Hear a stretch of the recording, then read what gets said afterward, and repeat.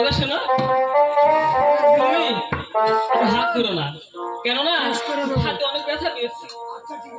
আচ্ছা, রাতে আমার হলো বিয়ে, মনেরই আনন্দে রে, ওরে বাজে তোমার হারমোনির সাথে, হ্যাঁ ওরে বাজে তোমার হারমোনির সাথে।